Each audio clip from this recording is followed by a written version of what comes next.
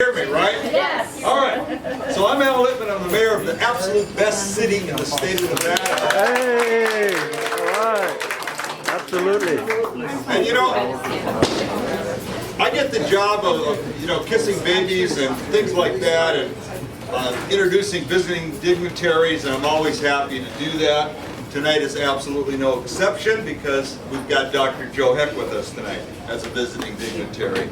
And he's someone that used to represent us directly in this community, and he did it well. He cares about Mesquite, he cares about Nevada, and he certainly cares about the United States and its citizens, and it does show. So I was thinking about Dr. Heck a little bit, and I said, I thought I had an interesting background. I'm a lot older than Dr. Heck, but then I encountered Dr. Heck's background. 35 years plus in public service as a physician, an Army reservist, a community leader, a volunteer firefighter, an ambulance attendant, a search and rescue team leader, and a SWAT physician.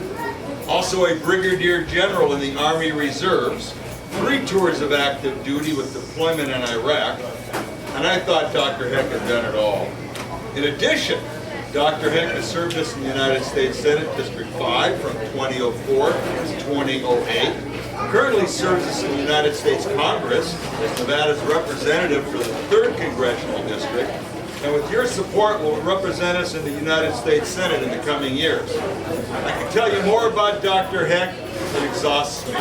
Ladies and gentlemen, I give you United States Congressman and Dr. Joe Heck.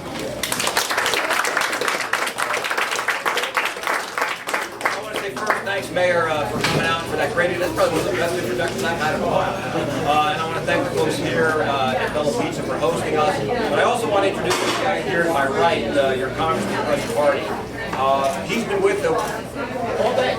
We started out, we did a Caliente ending up here in Mesquite as we traveled around some of the more rural and scenic parts of the state, talking to voters.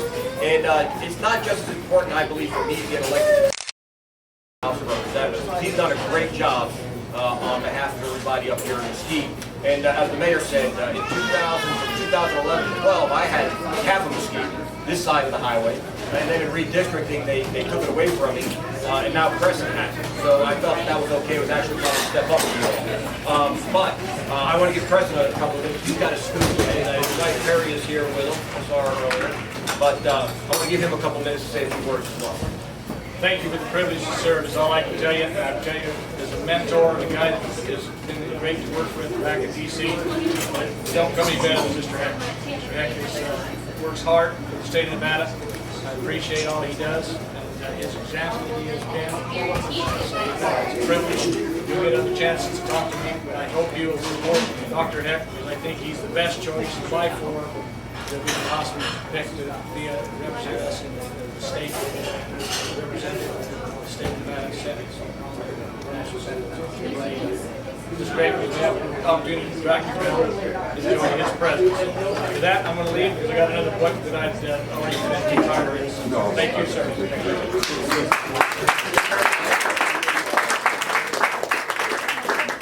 So as I said, so I represent kind of the western and southern suburbs right now of Clark County. I go out to the California line, the Arizona line, and the Wright County line.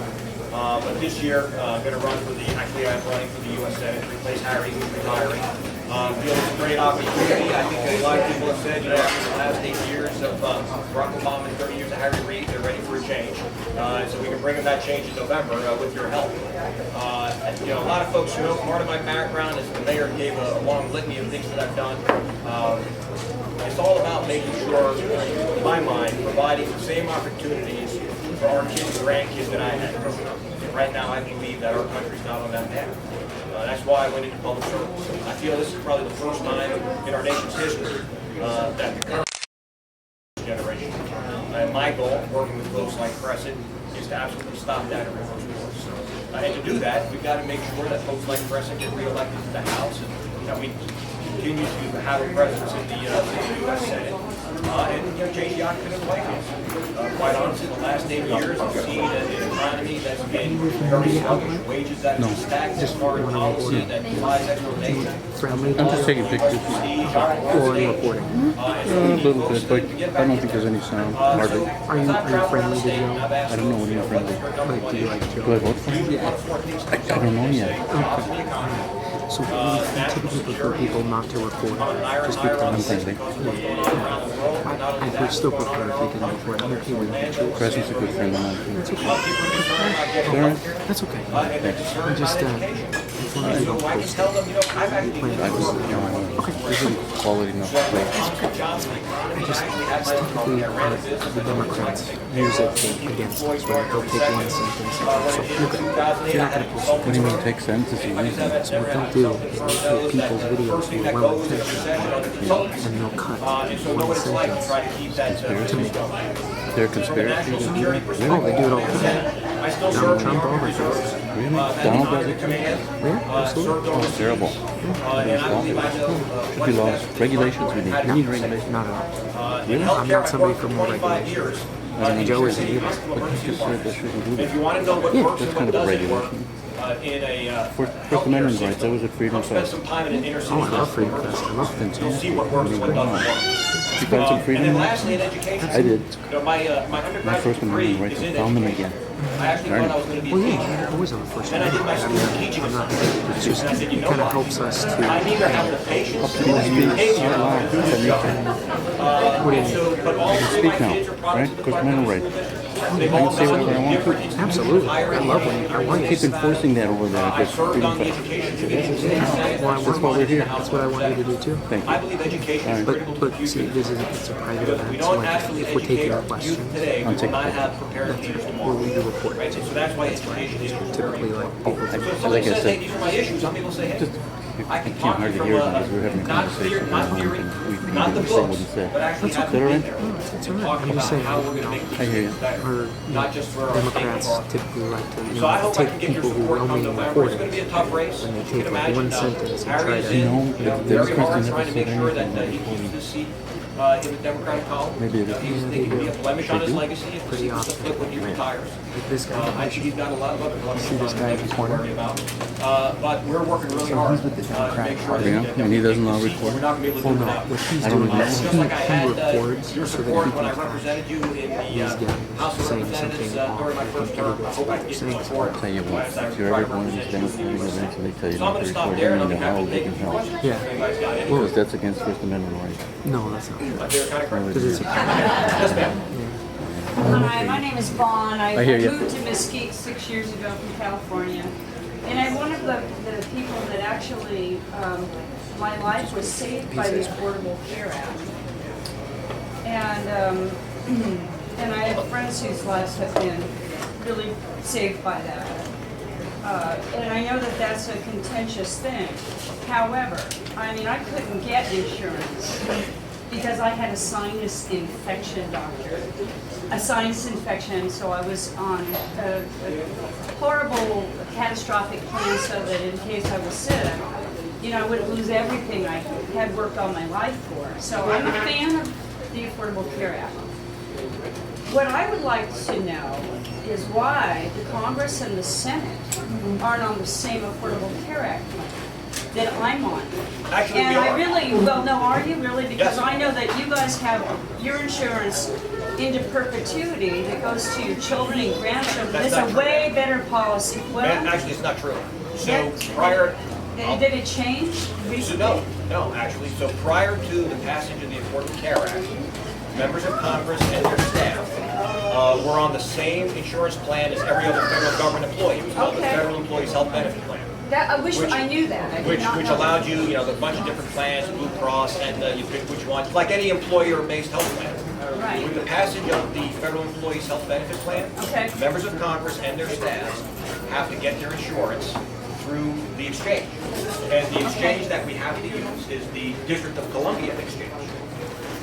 So members of, if you choose to get your insurance through your employment at the House or the Senate, Okay. you have to use the exchange system. All right, That's the law. so you feel that it's really fair down, all the way down from the top down to the bottom at this time? That's probably a dumb question, but, Well, I don't know what the president does. Yeah, But I can tell you right. that members of Congress, if you want employer health insurance, as an employee of the Congress or the Senate, you have to go through the exchange. That was passed as part of the Affordable Care Act. you know what, thank you for telling me that. It's been something that's been bothering me. I had, my mother was best friends with the Speaker of the House in California, and the stories she told me, and I believed her at the time, because I don't think she lied, were that the Assembly and the Congress were just getting, amazing insurance for not only themselves, but their families. Really, it was like it really upset me, because here Right, I and it should be, because members of Congress should have no better benefit than anybody else who's working for the federal government. or any Fabulous other citizen. answer. Fabulous answer, Joe. Thank you so much. Anyone else? Yes, sir. That's a great question. So the question is, what about straightening out the VA? So we have made some strides in trying to do that over the last couple of years. One of the biggest issues we found, quite honestly, was the fact that the Secretary of the Veterans Administration didn't have the authorities that he needed to actually do his job. When they had the big wait time issues and the double books down in Arizona, he did not have the authority to go in and fire the person who ran that hospital. Didn't have it. So we gave him that authority in law. We have continued to fund the VA as we've tried to decrease spending in every other cabinet level agency. The VA has gotten more money every year. We continue to give VA more money every year. It is not about the money. It is about the bureaucracy within the VA. That is the issue. When you talk to folks who actually finally get into the VA and get their health care, they're pretty happy. It's the process of getting in to get the care that is the problem. Part of that is claims administration and how somebody gets their disability claim processed and how soon they can actually get the care. You know that Nevada had the highest wait times just about any place in the country. So we've hired more people to do those adjudications. We have looked at, with the Veterans Choice Bill that we put out, it was to give veterans, especially folks that would either take more than 30 days to get an appointment or live more than 40 miles from a VA facility, to be able to go get their care in the community, and the VA would pay for it. So we are looking at ways to try to strengthen the VA system itself, give veterans more options, especially if they live far from a Veterans Administration facility, and try to get the bureaucracy, the red tape cut, so that the veteran can actually get the care that they've earned and that they deserve in a more timely manner. So it's a long process, unfortunately. In fact, after we gave the secretary that authority and he fired somebody, a federal court said that that law was unconstitutional because it didn't give that person due process. So now we've got to go back and try to fix it again. But I would think, before the current VA secretary, Bob Economy, the VA secretary was then General Shinseki, who was the former chief of staff of the Army. And I could not believe that the former chief of staff of the Army, if he didn't like what one of his officers was doing, he'd walk in and say, pack up your stuff, get out, you're done. Couldn't do that in the VA system. He was hamstrung. And unfortunately, he wound up becoming the scapegoat. And then they brought in Secretary McDonald. I'd like to follow up on that VA question because I'm eligible for the VA healthcare system as a veteran, and as a female, I refuse to use it. I pay for my own insurance through other avenues. I would just prefer you privatize the entire thing, and even that part that they authorized us to have. That is such a hassle. It is just way too much bureaucracy, way too much rigmarole, and I don't even bother using it. And I could get all my health care free. I refuse. Well, it goes back to the point, I think the bureaucracy of the VA system is the issue.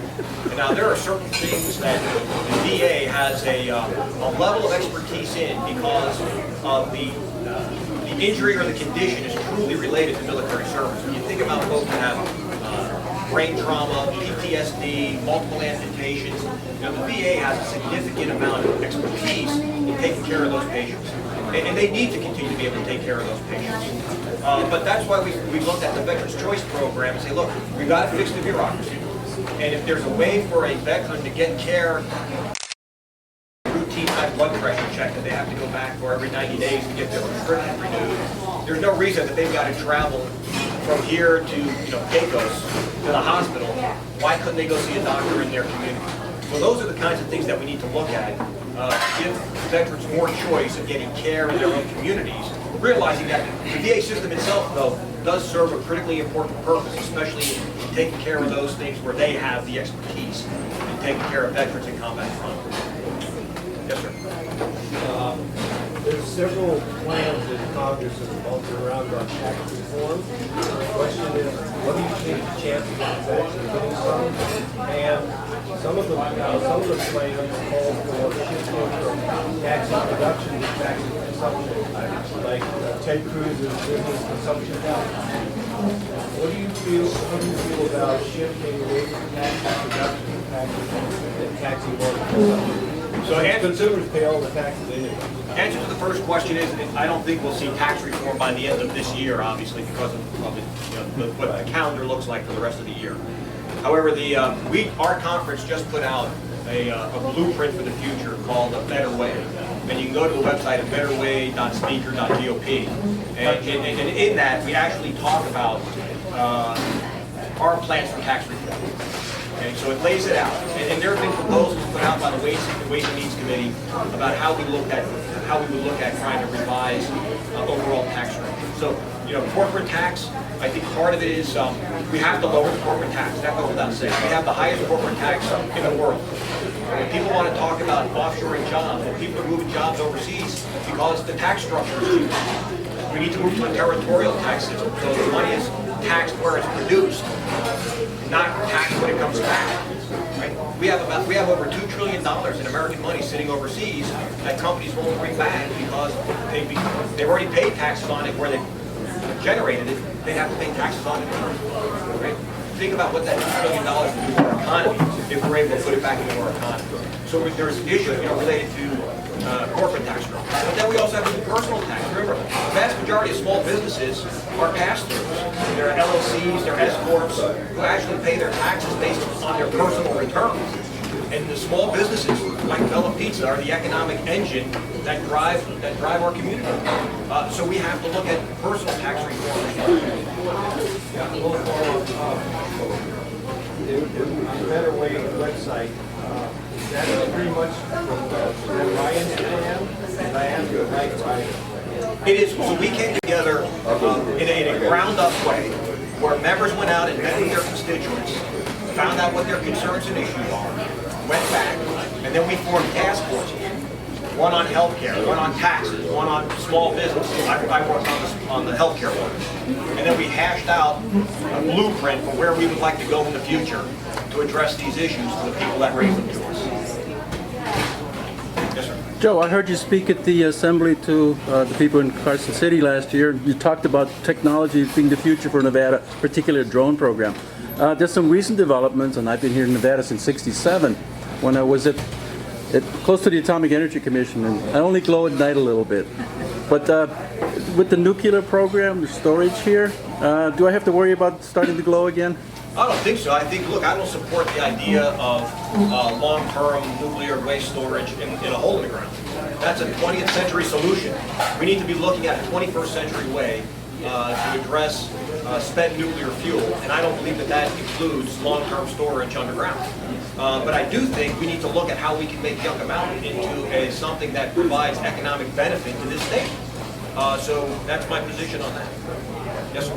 I'd like to know if you support the nominee, the Republican nominee. I do. And do you feel okay about his stance against Muslims and immigrants and the wall and all of that? Well, I look at who the alternative is. It's somebody who lied to the family of 4 heroes who died in Benghazi. It's somebody who was under criminal investigation for mishandling classified information, set up a private email server for her convenience, put classified information at risk, who is seen by the vast majority of Americans as being untrustworthy. So I will support our nominee. It doesn't answer the question about the wall. I I mean, you don't like Clinton, that's fine, I don't like her either.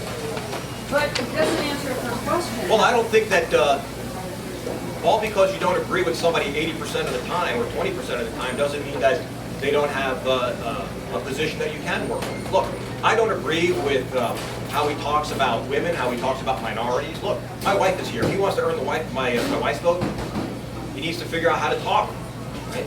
Well, I mean, that is kind of a good thing for the president to be able to talk. Well, I mean, I'm sorry, Clinton's no good either, but neither Trump. I mean, how can you support it the same way, Joe? well, because I can't support Hillary Clinton. You can vote for Is somebody. there anybody else? Well, that's it. Not me. I don't. My name's Robert Deal, and I'm one of Harry Reid's domestic servants. Because I was the one he ranched 2 years ago. All this that's been happening recently, the federal government has been attacking this country for years. The standoff at the wildlife and at Bundy Ranch, the they have violated Article 1, Section 1, Article 1, Section 8, Article 2, Article 4, Section 3, Bill of Rights Amendment 1, 5, 7, 8. Is this it now? And they have now arrested 41 peaceful demonstrators who are objecting to the unconstitutional acts of the FBI and the BLM. Anyway, there are now 41 political prisoners just from those two instances. There are thousands of political prisoners across the country that are the receipts of. I promise that this video will not go to the Democrats. Are we good? Thank you. Completely changed over the last 100 years, very gradually. But we are no longer a republic. We are a tyranny. And I'd like to know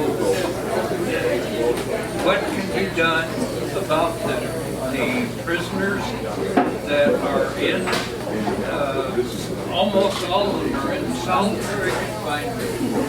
And that is absolute torture. Is he answering a question? Okay, I would like to know what is going to be done about the travesty of justice and the way it is happening now. 41 prisoners plus just those two events. They have 19 primarily Nevadans in. I want to know what can be done. Well, they should receive their due process as given to them by the Constitution. They should have representation by competent attorneys. And then they should be going before the judges of the jurisdiction where they're held and have their due process. But that's what the Constitution calls for. But there's no jurisdiction of the federal government, according to the Constitution, in Nevada, and every court that has handled these has been a federal judge, and every one of them is stumbled. Well, if they are being held on federal charges, then it's within the jurisdiction of the federal courts. Because the federal courts are not legal by the Constitution unless they have gone through the legislature of the state and got their okay to use the land and build their office. And there's not a single federal judge in this fair state. We came to hear the conversation, not to you. Well, I think the judges that occupy the Lloyd George courthouse have a different position on it. Can you restate the question? We couldn't understand. About the standoff and the individuals that were arrested. No, it's about the Constitution, sir. Yes, ma'am. What do you think needs to be done in this country to stop all this nonsense like Dallas and Orlando? So the question is, what do you think needs to be done to stop things like Dallas and Orlando? Well, part of it is, we need to be stronger against violent extremism. And this administration has been extremely weak, and that emboldens our adversaries. And now they're radicalizing folks here at home to mount lone wolf attacks on our own soil. And so we've got to be stronger. We've seen a more aggressive Russia, a more assertive China. The Middle East remains in turmoil. North Korea is a rogue nation. Iran is still on a march to a nuclear weapon, all because of the failures of this administration's foreign policy. And that just emboldens our adversaries and gives them more wherewithal to try to mount attacks here at home. And that's what we've seen both in Orlando, You certainly can't disagree with Stoner, can you? and just recently in Nice, France. You may have noticed, although this is one of the younger crowds you'll gather in Mesquite, this is a largely retirement community, and so Social Security is an issue. Could you share with us your plans to strengthen and even expand Social Security? So the first thing is, people have to understand that there should be no change, and I would not support any changes to Social Security that would impact current beneficiaries, right? So if you're already on Social Security, you can't be making changes to what you're doing.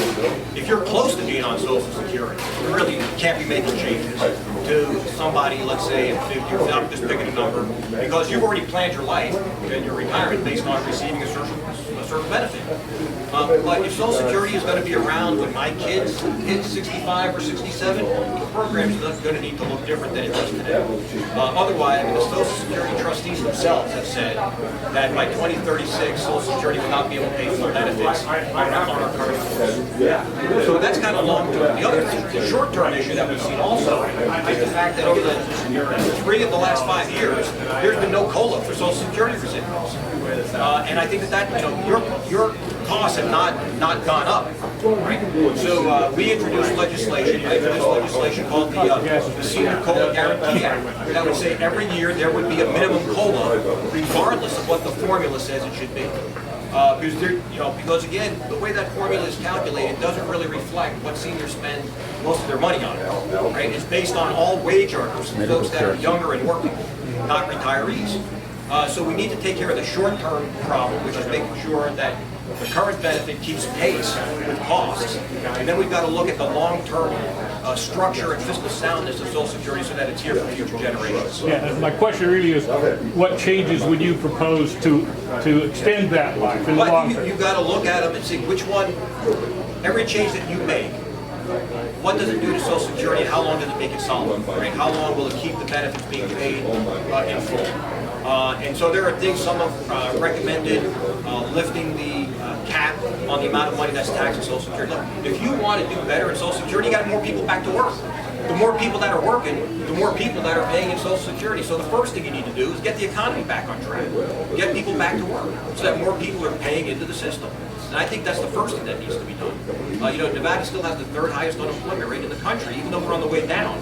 We still have the 3rd highest unemployment rate in the country, which is why, as I travel the state, usually the number one issue that people bring up is jobs in the economy, because they're still waiting for that good paying job. So that's number one. The other thing is that what's susceptible to withholding tax. The other thing is looking at what the retirement age is. There are multiple different things that can be looked at, but it's got to be done in a way of saying, what does each one of these things do in making the system viable in this country? One of the easiest solutions be to stop blocking Social Security for Yes. the Affordable Care Act. So, as most people know, about 20 years ago or so, Congress started using the Social Security Trust Fund kind of as a slush fund. And then they put an IOU file cabinet saying at some point we're going to pay this back. It's now getting to the point where we need those IOUs to pay out the benefits. As baby boomers are coming of age, more people are starting to collect Social Security. So it's no longer used in that slush fund over the last several years. It's no longer being done, but we still have to pay back the trust fund, so that money is there for folks that are currently expecting their benefits. Well, I think once we got to get our, well, first we got to get the current debt under control. That's at 19 trillion and rising. We're running, you know, a $500 million to $500 billion deficit every year under this administration. We've got time for one more question. Yes, sir. Everybody's talking about the problems with like jobs. We talk all the time about Do you think they'll give an interview? the more important NAFTA about $11 trillion. We had to lose money because we had balance of trade. Our deficit. Do you think Joe has time for a I'd quick like interview? Congress to start focusing on balance. What's the balancing international trade. Well, it's about terrorism. We have domestic terrorism as well as global terrorism. But I'm more interested in domestic terrorism. He said we need to be stronger than we have more like we're doing there. Is that okay? If you want to, Earlier, it's got to be about fair trade. I'm the communications director. If you want to like send me some questions, we're happy to give you some answers. I know. Could this be an okay question? Well, we're getting ready to wrap up here. We get back on the road. It's a tough question. No, actually, he's got a lot of good perspectives. Here's the question. What does it mean to be stronger? Everybody wants to be stronger. Me too. But I'm not going to be stronger. And it hasn't been since Reagan. All right, folks. Again, I want to thank you all for taking the time to come out. Please visit our website. It's